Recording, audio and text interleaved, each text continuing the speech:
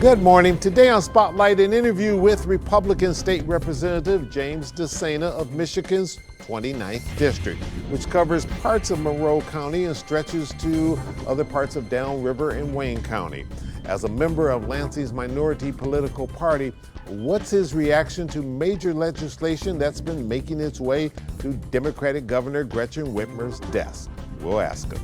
And later on our Sunday morning program, we'll have a conversation about whether the film industry is about to make a comeback in the state of Michigan. Matthew Peach, president of M1 Studios in Ferndale, and Alexander Page, Michigan Film Industry Association board member and a legislative expert, will be my guests. It's Sunday, April the 23rd. I'm Chuck Stokes, and this is Spotlight.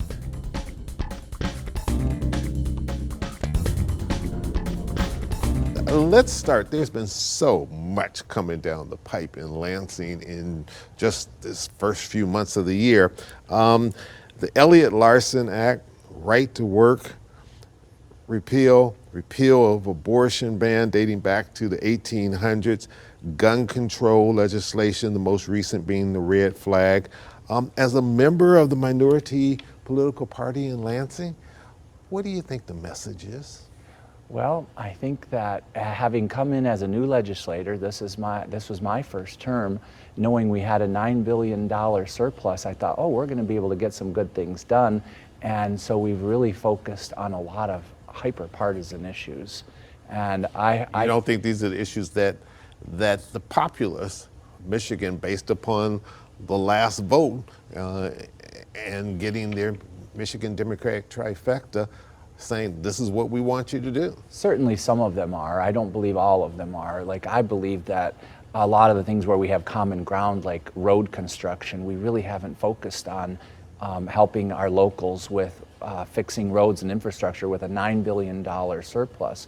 But yes, I would say these are the hot button issues of our society today, and we've hit them all in the first 2.5, 3 months. Yeah, we are seeing not just here in Michigan, but across the country, every day almost, something involving guns. It calls for an outcry, and of course at Michigan State University, the tragedy that we had there, people were saying, we have to do something. Are we doing the right thing? It's dismaying for me to see those events and to see the attacks on law-abiding citizens and the attacks on legal gun owners. I took an oath to uphold the Constitution, and the Michigan Constitution is even stronger in the defense of the right of our legal citizens to have firearms. So I have a young man from Downriver who called me about the Michigan, he wanted to interview me. He said, I go to Michigan State. Sure. I said, hey, before we start the interview, let me ask you, where were you the night of the shooting? And he says, I was in my off-campus apartment with my roommates. And I said, did your parents all call you?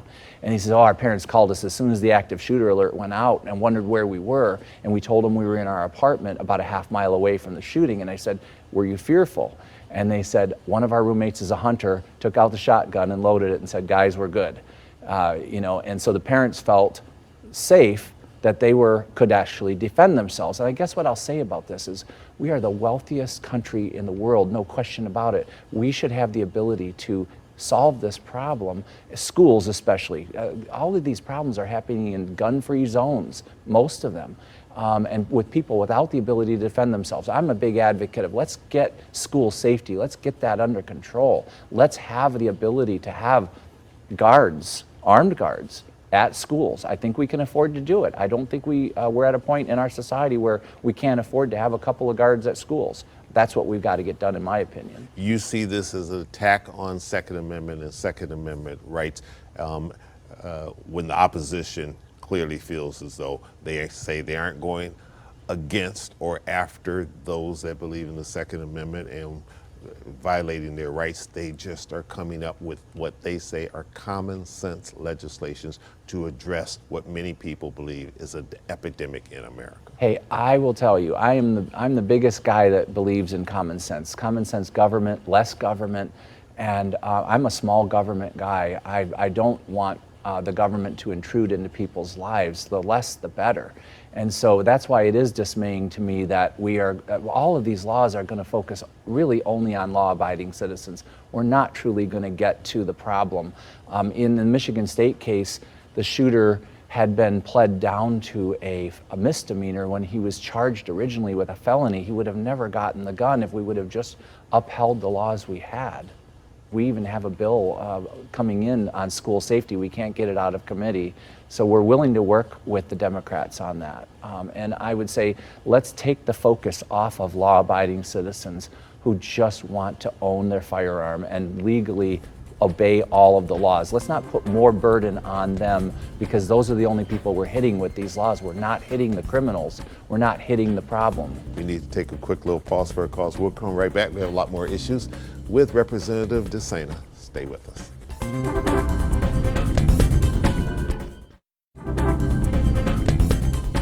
Should county prosecutors enforce these gun control laws? Well, I believe, I'm a rule follower, Chuck, and I believe that we should enforce the laws that we have on the books. Whether they agree or disagree, if it's law, they should enforce it. Yeah, we have to work as legislators to do the right thing and to adjust the law to what we believe are right and just. And even if I think it's an unjust law, if I'm a prosecutor, I can't fault a prosecutor for prosecuting. And if we, really honestly, if we enforced our laws to the degree that we should, I think that we would have a lot less of these shootings. Representative, you mentioned earlier in terms of gun control, you said government shouldn't be intruding into people's lives. Is the government intruding into people's lives with some of the abortion legislation that you see, not just in this state, but across the country? Many women of both parties are saying, that's a key issue for me because the government is now trying to tell me as a woman what to do with my life and my body. Trust me, I am from the Leave Me Alone coalition. I want the government to leave you alone. I really believe the government that governs the least governs the best. When it comes to human life, I am pro-life. I have 8 children, 14 grandchildren, and the preciousness of life, I believe, has to be protected. We know. I just believe we have to first. Even if it means the government stepping in and coming up with legislation that women would feel, you're telling me what to do, with a very personal decision. And I'd like to know as a legislator, what can we do to help you to not have to abort your child?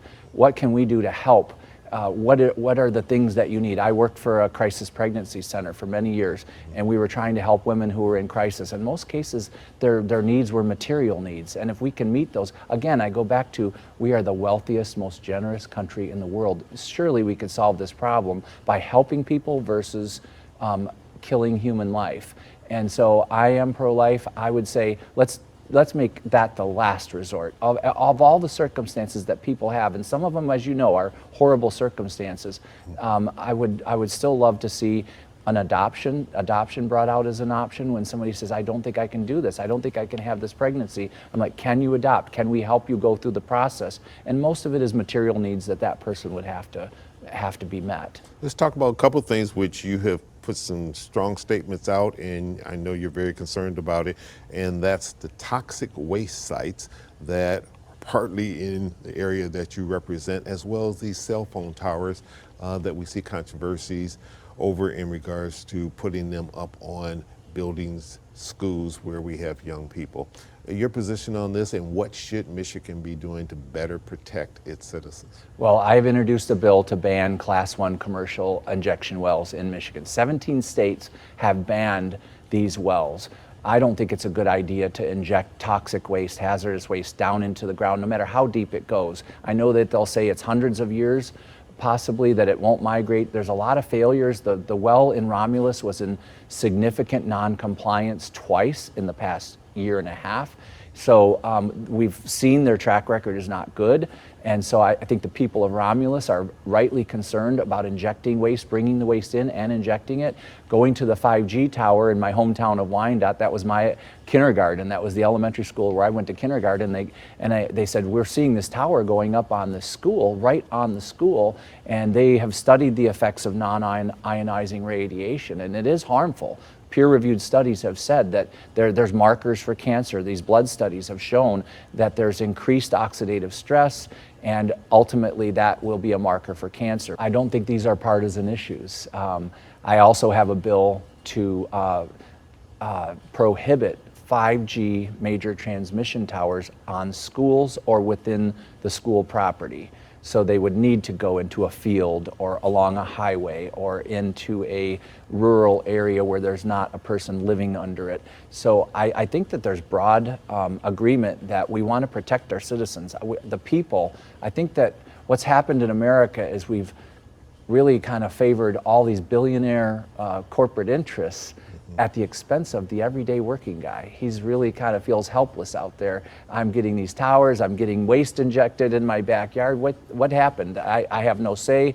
I can't petition my government. So I'm here to say, I'm here for the working guy. I am here to try to preserve where you live and your safety. Let's talk about getting ready for 2024 from former President Donald Trump to Perry Johnson from our own state here. Candidates are lining up and trying their best to say, I should be the next president of the United States. You got a dog in this fight yet? Or are you standing back saying, fight it out and I don't even want to touch it until we get a nominee? Well, it's going to be here before you know it. You know how fast time flies. And not just because my last name is DeSana, but I like our governor from Florida. I keep telling everybody, let's make Michigan more like Florida. Get people moving back into Michigan, and I look at the great job that Governor DeSantis is doing in Florida, and I think that model would be great. I mean, I supported President Trump. He supported me. His policies to me were working. And then we got kind of sidetracked, and ever since then it's been, again, hyper-partisan. Why DeSantis over former President Trump? I will support whomever the Republican Party nominates. But you'd like to see DeSantis? I would like to see DeSantis run. You see him as the future? I do. We seem to be electing a lot of people close to their 80s, and I know I'm not the youngest guy out there, but I like his energy. I like what he brings. I like his conservatism. He's my kind of conservative. He is, and he's doing well. He's governing well, and I think that a lot of people look to that, like, who can govern? Agree with you that we are in an era where everything is too partisan. My district has the most independents in it of any district in the state. 45% of my district do not identify as Democrat or Republican, but most people in my I was elected in a bad election year when you think about it. I defeated an incumbent in a pretty bad election year for Republicans in Michigan, and I think the message that I was sending is the local government should have control. People should have control over their local communities. And I think the message from us as Republicans is decentralized government. Give the power back to local communities. Give the funding back to local communities. And if that's the message of the Republican Party, I believe it resonates with all of Americans. For instance, corporate welfare. We are guilty of this as Republicans, giving out all this money, and the people look and they say, what are you guys doing? And so I'm a member of the Freedom Caucus in the state legislature. I am diametrically opposed to corporate welfare. And I believe when you come to the new type of conservative, I'll call it, we are less government, and let's have people have the ability to control their lives. And then let's protect those things that we need to protect. All right, Representative Jim DeSana, thanks so much for coming in. A lot more questions. We will get you back, I promise. If you come back, we'll come back and we'll talk about some of these other topics as they become heated issues in our community. Thank you, Chuck. All right. Appreciate you having me on. Thank you so much. And we'll be back in just a minute with more guests, and we'll talk about, will the Michigan film industry make a rebound in this state? We'll find out. Stay with us.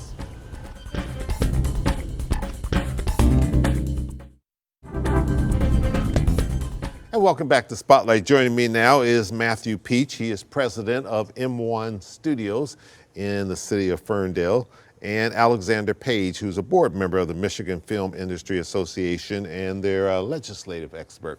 Gentlemen, welcome to Spotlight. Thank you for having us here. I'm going to start with you, Mr. Peach. Is the Michigan film business about to make a rebound? Because we saw it, the brake stop on it during the Snyder administration. Yes, the Michigan film industry is about to have a comeback, and it's really exciting to see just how much of a comeback is going to have. There's so many new jobs that this could bring to us, and it's just really an amazing time to be here in our state. You're convinced of this? I'm absolutely convinced, because it's such a key moment that we've been working so hard for. The board members have been working for many years to bring this here and present it to the legislators who are going to be presenting it for passage. Alexander, where does Michigan rank compared to other states in the film industry business? So right now there's over 40 cities and states that have a program, over 50 countries. So we're one of the few that don't have it. And we have one of the things that a lot of places don't have. We have lakes, we have rivers, urban, rural. We have a good diversity of locations. What we don't have is a film program and a multimedia incentive to help bring jobs and those programs here. So what's the difference between now and back then when you are asking for the various film incentives? You had it for a little bit, then they got squashed. Are you asking for exactly the same thing? What we ended up doing is we worked with other states to figure out what worked, what didn't. We took the old bill, we burned it down from scratch, and we've helped work with the legislators on drafting and advocating and educating on what would be a good program. So it's totally different. And one of the big things we worked on this time is the old bills were film and TV, and the landscape's changed. So we're a multimedia incentive. We're including advertising, corporate videos, commercial photography, and putting a focus on TV and streaming. Okay. Matthew, how would this change life for your studio, but also big picture, what would it do for the people of Michigan and the state of Michigan? Well, my studio, M1 Studios, is a business-to-business organization. We create video content for organizations large and small, nonprofits and global corporations. But we also work in the film industry. And a big change will be the amount of work we can get here in the state, because right now there's only so many jobs here. And it will also keep the talent pool here, because right now we work with a lot of universities, but there's only so much we can do for them, and there's only so many students we can bring in for internships. So it's really going to help us expand to be able to get more jobs and to get more businesses like ours in this state, to be able to provide this large level production that we're just lacking in our state, right? We don't have a large production industry here anymore. It's growing, and the need is here, the talent is already here. They want to come here because of our diverse locations, because of our incredible talent, but the talent isn't sticking around, right? And so we need something like this new multimedia incentive to keep the young people here. Sure. Alexander, dealing with Lansing, everything is very, very partisan. Democrats have the votes right now and have the power, but it's an extremely slim majority. How do you get this to the legislature? What's your approach here? Do you have a bipartisan support? This is bipartisan. We've been working on this for over 3.5 years, and we're building a coalition of support. And as we said, over 40 states and cities have that. So it's not a Republican-Democrat thing, it's a jobs program. So this is all about pro-Michigan, pro-jobs. Did I mention jobs? Yes. Have you introduced the bills yet? The bills are imminent. We're waiting for the bill sponsors and the legislation. We're hoping that they will be coming out soon. We're just really excited. You think that's going to be relatively soon, or are we talking 6 months, a year from now? We're hoping that it's imminent. And we're really looking at with the momentum that's been building. We know that the governor had made this mentioned in Macomb Daily back in November. It's something that's been on the docket for everybody, so we really feel strong about bipartisan support for this. All right, we need to take a quick little break. We'll come right back with more questions right after this.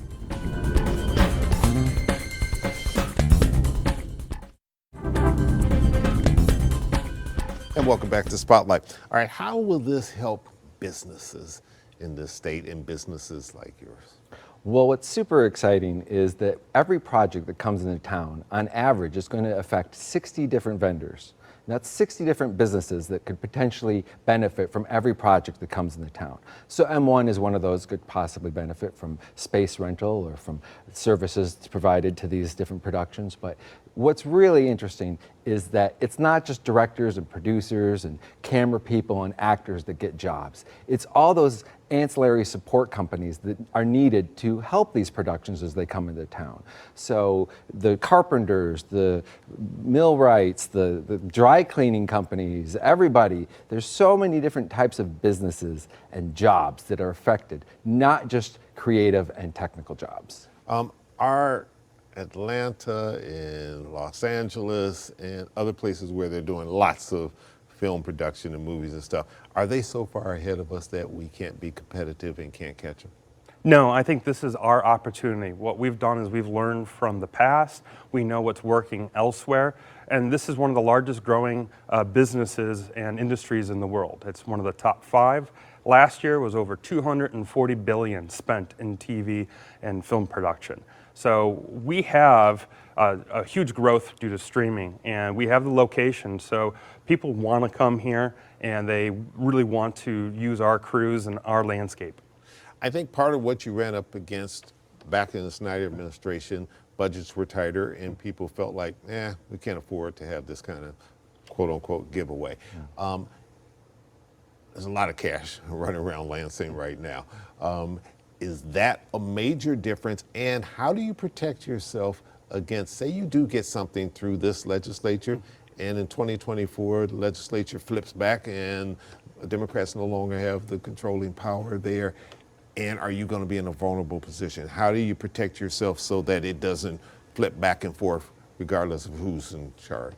So that goes back to being bipartisan, and what we want to do is make something that is fiscally responsible, a great return on investment. And so working with the legislators on crafting a program. And what I mean by that is the legislators are looking at having something that goes over 10 years, has caps that slowly builds the economy.